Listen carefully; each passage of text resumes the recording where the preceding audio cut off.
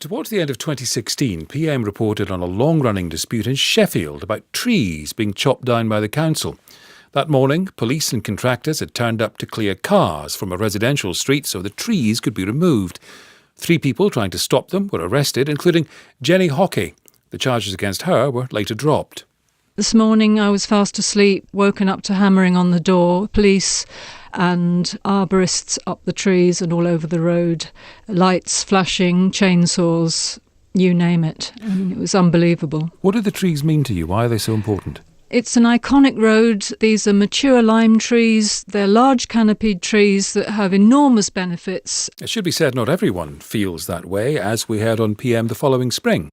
The trees are just really a nuisance at the moment. I'm frightened of coming out. You're frightened? Yeah, of coming out with all them leaves that cover it. You want to see it in winter time. These trees don't stand no purpose when they're doing the damage that they are doing. The felling programme is part of a £2 billion PFI contract with the Spanish multinational Amy to improve Sheffield's roads.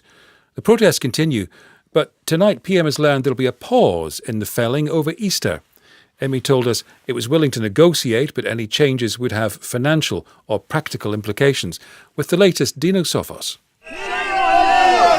People in Sheffield are really angry. I wish you wouldn't shout at me, madam. Well, tough. I'm really upset and fed up. For a year and a half of this. And they've been getting arrested. You get off me! Have you got this? Handcuffed. And it's all because of this. In January, the private company Amy, who've signed a 25-year road improvement contract with Sheffield Council, started deploying specially trained stewards to remove protesters from tree felling sites, using what they say is reasonable force. And South Yorkshire Police are now providing an increased presence, usually between 20 to 30 officers at each felling. This is going to be on the national. Many protesters are arrested for minor offences. This woman after tooting a plastic horn. South Yorkshire Police say the policing of protests comes down to an exercise of balancing competing rights and upholding the law. But the people I've been speaking to say they feel intimidated. They got such a bad reputation. Orgreave, Hillsborough, and people here are very angry. The police won't give me an interview, but the South Yorkshire Police and Crime Commissioner Alan Billings is more than happy to talk to me. Well, the contract is the City Council's contract.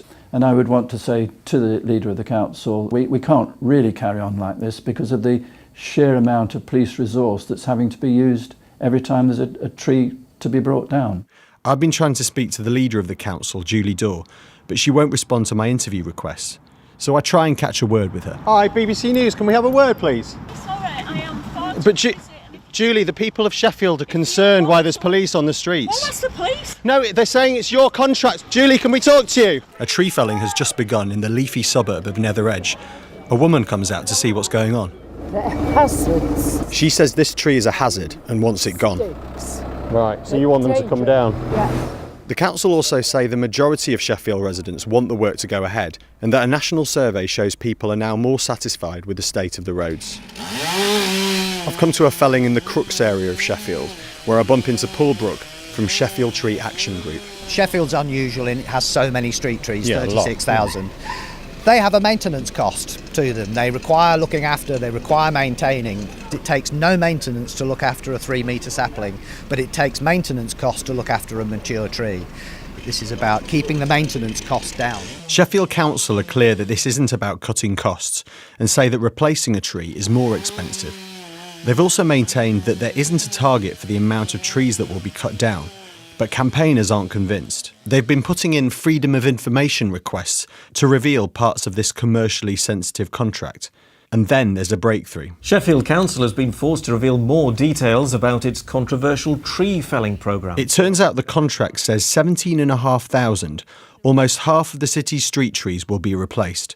On Radio Sheffield, the councillor in charge of the roads is denying that this is the case. Brian Lodge joins us in the studio now. Brian, good morning. Good morning. You can understand why people are confused here. The 17,500 figure, in effect, is like insurance in case something happens. It's not. It's in the contract. Have you read this contract, Brian? I've read elements of the contract that I need to read. It says 17,500 trees. There is no target. Let me tell you again, there is no target. Well, apart from the target we can all read. That is not a target. I'm sick and tired of all the grief that goes on around this. I am getting letters, I am getting emails, I am getting phone calls from people that are telling me that the work needs to be done on their streets, that they want the work done. Them trees have stood there for 100 years. You chop them down, you leave us all in tears. Don't cut them down. It's Friday night and a sold-out fundraiser concert has been organised to raise money for the two protesters who breached an injunction by going inside the felling zone. They now owe the council £27,000 worth in legal costs. Hundreds of people have bought tickets and some of Sheffield's biggest names, including Jarvis Cocker, have turned up. People get attached to trees. They last longer than people, don't they? So then you see them just chopped down for no reason. It hurts people because it's part of their community, it's part of their neighbourhood. So it's like a personal attack on the neighbourhood, I think. The council, a private company and the police have all underestimated how much the trees mean to people. A pause in the felling over Easter could take the heat out of the situation, but it doesn't mean this is over. And this isn't just about trees. For these campaigners, it's about who the streets belong to and where power lies. Dino Sofos reporting.